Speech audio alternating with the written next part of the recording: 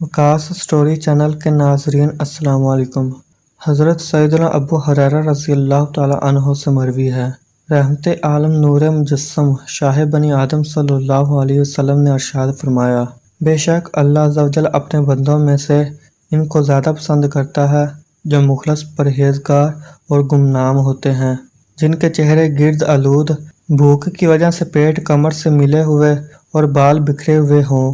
اگر وہ امراء کے پاس جانا چاہیں تو انہیں اجازت نہ ملے، اگر کسی محفل میں موجود نہ ہوں تو کوئی ان کے متعلق سوال نہ کرے، اور اگر موجود ہوں تو کوئی انہیں اہمیت نہ دے۔ اگر وہ کسی سے ملاقات کریں تو لوگ ان کی ملاقات سے خوش نہ ہوں، اگر وہ بیمار ہو جائیں تو کوئی ان کی عیادت نہ کرے، اور جب مر جائیں تو لوگ ان کے جنازے میں شریک نہ ہوں۔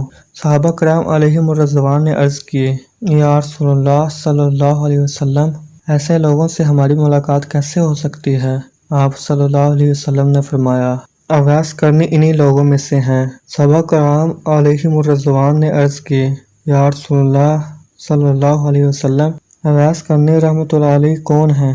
میٹھے میٹھے آقا مدینے والے مصطفیٰ صلی اللہ علیہ وسلم نے غیب کی خبر دیتے ہوئے ارشاد فرمایا، اس کا قد درمیانہ، سینہ چوڑا، رنگ شدید گندمی، داڑھی سینہ تک پھیلی ہوئی، اس کی نگاہیں جھکی جھکی، اپنے سیدھے ہاتھ کو الٹے ہاتھ پر رکھ کر قرآن پاک کی تلاوت کرتا ہے، زاروں قطار رونے والا ہے، اس کے پاس 2 چادریں ہیں، ایک بچھانے کے لیے اور ایک اوڑھنے کے لیے، دنیا والوں میں گمنام ہے لیکن آسمانوں میں اس کا خوب چرچا ہے۔ اگر وہ کسی بات پر اللہ عز و جل کی قسم کھا لے تو اللہ عز و جل ضرور اس کی قسم کو پورا کرے گا۔ اس کے سیدھے کندھے کے نیچے سفید نشان ہے۔ کل بروز قیامت نیک لوگوں سے کہا جائے گا، تم لوگ جنت میں داخل ہو جاؤ، لیکن اویس کرنی علیہ رحمۃ اللہ سے کہا جائے گا، تو ٹھہر جا اور لوگوں کی سفارش کر۔ چنانچہ وہ قبیلہ ربیہ اور مضر کے لوگوں کی تعداد کے برابر گناہ گاروں کی سفارش کرے گا۔ پھر آپ صلی اللہ علیہ وسلم نے حضرت سیدنا عمر فاروق اور حضرت سیدنا علی المرتضیٰ کرم اللہ وجہہ الکریم کو مخاطب کر کے ارشاد فرمایا، جب بھی تم دونوں کی ملاقات اویس کرنی علیہ رحمۃ اللہ سے ہو تو ان سے اپنے لیے دعائے مغفرت کروانا۔ حضرت سیدنا علقمہ بن مرثد رحمۃ اللہ علیہ فرماتے ہیں، حضرت سیدنا عمر فاروق اعظم اور حضرت سیدنا علی المرتضیٰ رضی اللہ تعالیٰ عنہما تقریباً 10 سال تک حضرت سیدنا اویس کرنی علیہ رحمۃ اللہ کو تلاش کرتے رہے، لیکن ان کے بارے میں معلومات نہ ہو سکی۔ پھر جس سال امیر المؤمنین حضرت سیدنا عمر فاروق اعظم رضی اللہ تعالیٰ عنہ کا انتقال ہوا، اسی سال آپ رضی اللہ تعالیٰ عنہ نے حج کے موقع پر جبل ابو قیس پر کھڑے ہو کر لوگوں سے مخاطب ہوتے ہوئے بآواز بلند فرمایا، اے یمن سے آنے والے حاجیوں، کیا تم میں کوئی اویس رحمۃ اللہ علیہ نامی شخص موجود ہے؟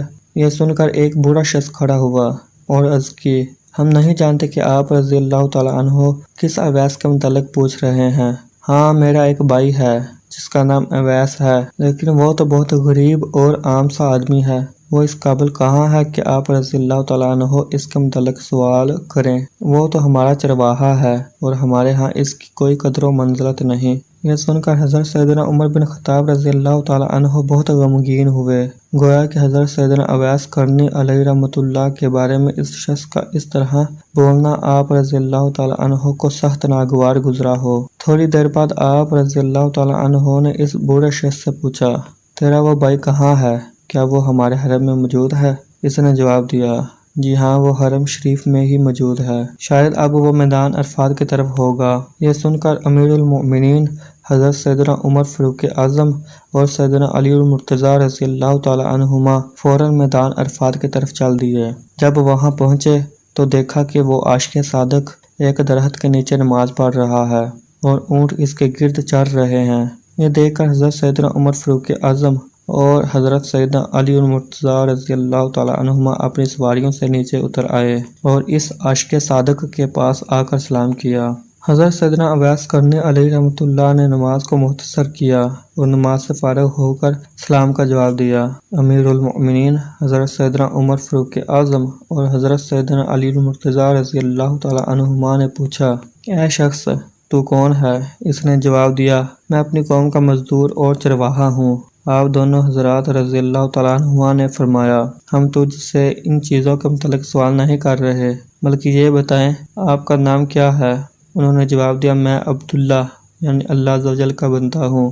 فرمایا یہ تو ہم بھی جانتے ہیں کہ زمین و آسمان میں موجود تمام لوگ اللہ عز و جل کے ہی بندے ہیں، تم اپنا وہ نام بتاؤ جو تمہاری ماں نے رکھا ہے۔ یہ سن کر حضرت سیدنا اویس قرنی علیہ رحمۃ اللہ نے عرض کی آپ لوگ مجھ سے کیا چاہتے ہیں؟ تو انہوں نے ارشاد فرمایا ہمارے میٹھے میٹھے آقا مدینے والے مصطفیٰ صلی اللہ علیہ وسلم نے ہمیں اویس قرنی علیہ رحمۃ اللہ کے متعلق چند نشانیاں بتائی ہیں۔ ہم آپ رحمۃ اللہ علیہ کی باتوں اور رنگت کے متعلق بتائی ہوئی نشانیاں تو آپ رحمۃ اللہ علیہ میں دیکھ چکے ہیں، لیکن ہمارے غیب دان آقا مدینے والے مصطفیٰ صلی اللہ علیہ وسلم نے ایک نشانی اور بتائی تھی کہ اس کے سیدھے کندھے کے نیچے ایک سفید نشان ہوگا۔ آپ رحمۃ اللہ علیہ ذرا اپنا سیدھا کندھا ہمیں دکھا دیں، اگر وہ نشان موجود ہوا تو ہم پہچان جائیں گے کہ آپ رحمۃ اللہ علیہ کے متعلق ہمارے غیب دان آقا مدینے والے مصطفیٰ صلی اللہ علیہ وسلم نے غیب کی خبر دی ہے۔ یہ سن کر حضرت سیدنا اویس قرنی علیہ رحمۃ اللہ نے اپنے کندھے سے چادر ہٹائی تو آپ رحمۃ اللہ علیہ کے مبارک کندھے کے نیچے سفید نشان موجود تھا۔ نشان دیکھتے ہی دونوں صحابہ رضی اللہ تعالیٰ عنہ نے حضرت سیدنا اویس قرنی علیہ رحمۃ اللہ کو بوسہ دیا اور فرمایا ہم گواہی دیتے ہیں کہ تم ہی وہ اویس رحمۃ اللہ علیہ ہو جس کے متعلق ہمیں نبی غیب داں صلی اللہ علیہ وسلم نے خبر دی تھی۔ اللہ عز و جل آپ پر رحم فرمائے۔ آپ رحمۃ اللہ علیہ ہمارے لیے مغفرت کی دعا کریں۔ یہ سن کر حضرت سیدنا اویس قرنی علیہ رحمۃ اللہ نے عرض کی میں نہ تو صرف اپنے لیے استغفار کرتا ہوں اور نہ ہی کسی فرد معین کے لیے، بلکہ میں تو ہر مومن مرد و عورت کے لیے استغفار کرتا ہوں۔ آپ لوگوں پر اللہ عز و جل نے میرا حال تو منکشف فرما ہی دیا ہے، اب آپ اپنے متعلق بتائیں کہ آپ کون ہیں؟ حضرت سیدنا علی المرتضیٰ کرم اللہ تعالی وجہہ الکریم نے یہ سن کر جواب دیا یہ امیر المومنین حضرت سیدنا عمر بن خطاب رضی اللہ تعالی عنہ ہیں اور میں علی بن ابو طالب ہوں۔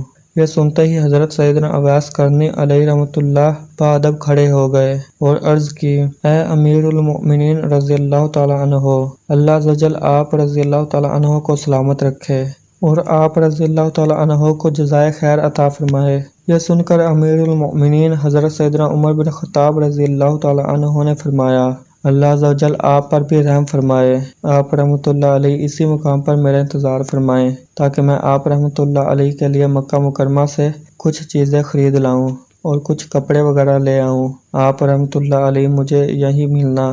آپ رحمۃ اللہ علیہ نے عرض کی حضور آپ تکلف نہ فرمائیں، شاید آج کے بعد میں آپ کی زیارت نہ کر سکوں گا، اور ویسے بھی میں کپڑوں اور پیسوں کا کیا کروں گا؟ آپ رضی اللہ تعالیٰ عنہ دیکھ ہی رہے ہیں کہ میرے پاس اون کی 2 چادریں موجود ہیں، میں انہیں پھاڑ تو نہیں دوں گا، اور یہ دیکھیں میرے پاس چمڑے کے جوتے ہیں، میں اتنی جلدی انہیں بیکار تھوڑا ہی کروں گا۔ باقی رہا پیسوں کا مسئلہ تو میری قوم مجھے اونٹوں کی رکھوالی اور چرائی کے بدلے 4 درہم دیتے ہیں جو میرے لیے کافی ہیں۔ اے امیر المؤمنین رضی اللہ تعالیٰ عنہ، میرے اور آپ کے سامنے ایک تنگ اور دشوار گزار گھاٹی ہے جسے صرف کمزور اور ضعیف لوگ ہی عبور کر سکیں گے، بس ہو سکے تو اپنے آپ کو ہلکا کر لیں، اللہ عز و جل آپ پر رحم و کرم فرمائے۔ یہ سن کر حضرت سیدنا عمر رضی اللہ تعالیٰ عنہ نے اپنا درہ زمین پر مارا اور فرمایا اے عمر کاش تجھے تیری ماں نے جنا ہی نہ ہوتا، کاش وہ بانجھ ہوتی۔